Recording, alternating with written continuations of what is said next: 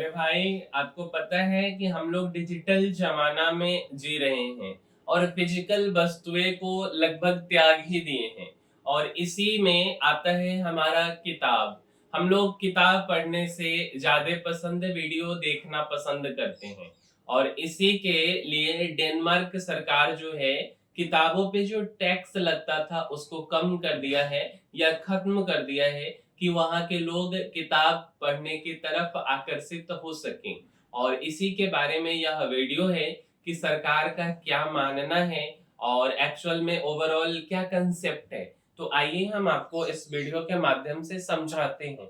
मेरे भाई, दुनिया का सबसे ऊंचा टैक्स खत्म करने के लिए सरकार ने 2026 के बजट में इस प्रस्ताव को शामिल किया है। मेरे भाई, किसी देश का नहीं, दुनिया में सबसे ज्यादा टैक्स को खत्म करने के लिए। अच्छा, डिजिटल दौर में लोगों को पढ़ने के लिए आकर्षित किया जा सके, और इसलिए जो डेनमार्क सरकार ने किताबों पर 25% टैक्स लगता था और इसे खत्म कर दिया गया है। मेरे भाई, अब समझिए थोड़ा विस्तार पूर्वक। देखिए, कोपेनहेगन जगह का नाम है डेनमार्क में। डिजिटल स्क्रीन के दौर में किताबों से दूर होते समाज को फिर से पढ़ने की ओर मोड़ने के लिए डेनमार्क ने एक बड़ा कदम उठाया है। देश की सरकार ने घोषणा की है कि वह पुस्तक पर लगाया जाने वाला 25% वैल्यू एडेड टैक्स, जिसको मेरे भाई हम लोग वैट बोलते हैं, VAT, हमारे यहाँ इसका नाम चेंज करके GST कर दिया गया है, कुछ सुधार करके, तो इसको खत्म करेगी। यह टैक्स न केवल यूरोप बल्कि दुनिया में किताबों पर लगाए जाने वाले सबसे ऊंचे करों में गिना जाता है। मेरे भाई, संस्कृत मंत्री जेकब एंगल समिट ने इस साल 2026 के बजट बिल में शामिल करने की आधिकारिक घोषणा की है। सिमट ने इस पहल को देश में गहराते रीडिंग क्राइसिस से निपटने का प्रयास बताया। उनके मुताबिक युवा पीढ़ी और बच्चे किताबों से लगातार दूर हो रहे हैं। अगर किताबें महंगी रहीं तो लोग और दूर हो जाएंगे। हमें पढ़ने की संस्कृति को सहेजना होगा, क्योंकि यही भाषा, रचनात्मकता और सामाजिक संवाद की नींव है।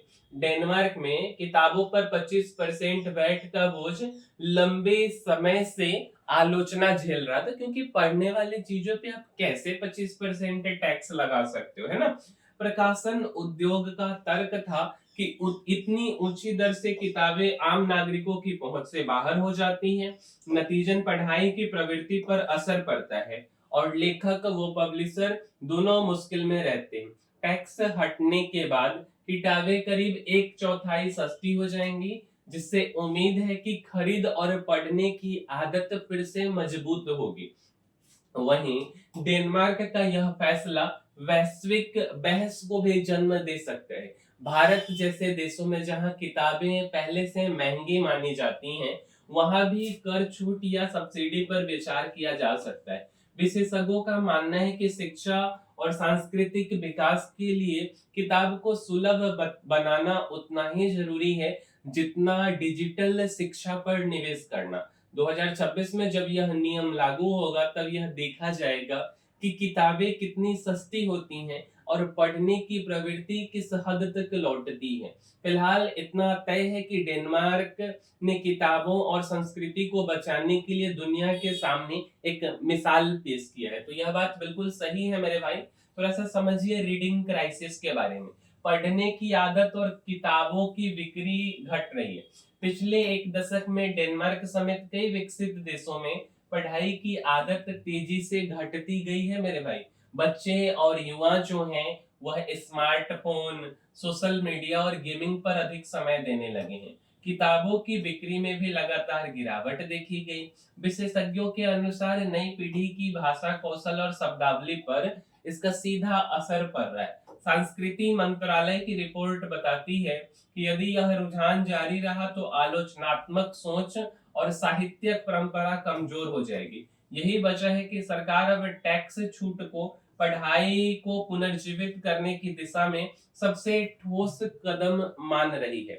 उम्मीद करते हैं कि आपको हमारा यह वीडियो पसंद आया होगा और कुछ जरूरी इंफॉर्मेशन हम आप तक पहुंचा पाए होंगे। और अगर ऐसा है तो हमारे इस वीडियो को लाइक जरूर कीजिएगा, शेयर भी कीजिए अपने मित्रों के पास, जिससे कि उन्हें पता चल सके कि डेनमार्क सरकार का आखिर क्या निर्णय है किताबों के प्रति। और अगर कुछ जानने को मिला तो इसको सब्सक्राइब भी कीजिए इस चैनल को, जिससे कि हमारे वीडियो का रेगुलर अपडेट आपको मिले और आप अपने नॉलेज को इंक्रीमेंट कर सको। मिलेंगे हम किसी अगले वीडियो में। इस वीडियो में इतना ही। तब तक के लिए धन्यवाद।